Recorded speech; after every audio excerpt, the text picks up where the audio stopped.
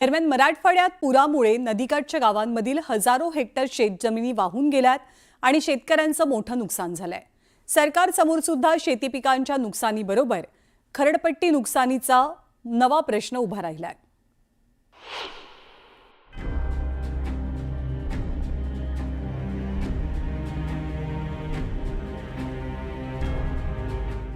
ही दृश्य पाहिल्यानंतर इथं शेती होती यावर कोणाला विश्वास बसणार नाही।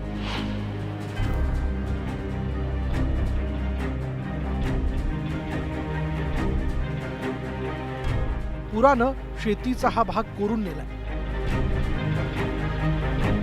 शेतात 10 ते 12 फुटांचा खड्डा पडला।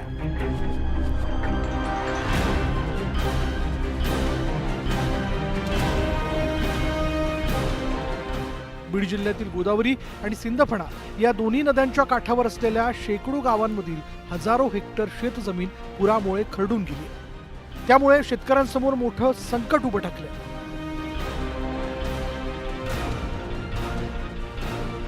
त्या पावसाच्या पुराच्या पाण्यामुळे आमचं जे हे 10-5 गावं आहेत वरून, तर पूर्ण गावांचं असे जमीन ह्या नदीकाठच्या सगळ्या पूर्ण वाहून गेलेल्या आहेत। एक 7 ते 8 फुटापर्यंत खड्डे पडलेले आहेत, जमिनी पूर्ण वाहून गेलेल्या। आता तुम्ही बघत असाल हे पूर्ण माती वाहून आलेली शेतामधली।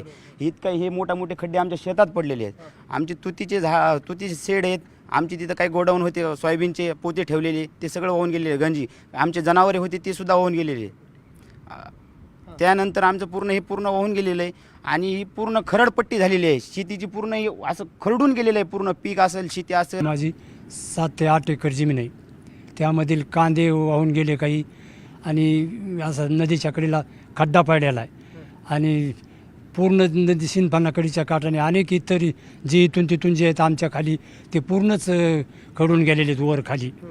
आमचाच गट नंबर म्हणून नाही, असे प्रत्येकाचे नदीच्या काठचे जमीन वाहून खरडून गेलेले आहेत। त्याच्यापैकी आमच्या घरात पाणी शिरलेलं आहे।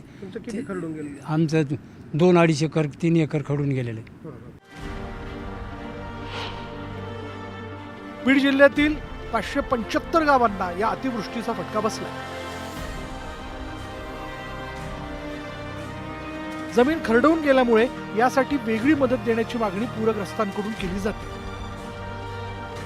माझ्या काठावर जी गावं बसलेली आहेत की टाकळगाव असो, पिंपळगाव असो, इरणगाव असो, हिंगणी हवेली असो, ह्या गावाची पूर्ण एवढं नुकसान झाले शेतकऱ्यांची की जमीनची पूर्ण वाहून गेलेली आहे की त्या शेतकऱ्यांना स्पेशल पंचनामे, खरडपट्टी पंचनामे होय आणि शासनाने आर्थिक त्यांना मदत करावी लवकरात लवकर, कारण ह्यांची जमीन पूर्णतः उद्ध्वस्त झालेली आहे। ह्यात काहीच पिकणार नाही, आता काहीच नाही। ह्यांना जर भरून घ्यायचं म्हणलं त्यांना लाखो रुपये खर्च येणार आहे। अशी भरपूर शेतकरी येतं की शेतकरी शासन ह्यांना मदत देणार, 10-20 हजार हेक्टरी देणार, पण ह्यांची जी खरडपट्टी झालेली आहे ह्यासाठी स्पेशल शासनाने काहीतरी तरतूद करावी। आता या पूरग्रस्त शेतकऱ्यांच्या नजरा सरकारच्या मदतीकडे लागल्या। सरकार शेतकऱ्यांना किती मदत करणार हा महत्त्वाचा प्रश्न। लक्ष्मण घाटोळ, न्यूज 18 लोकमत, बीड।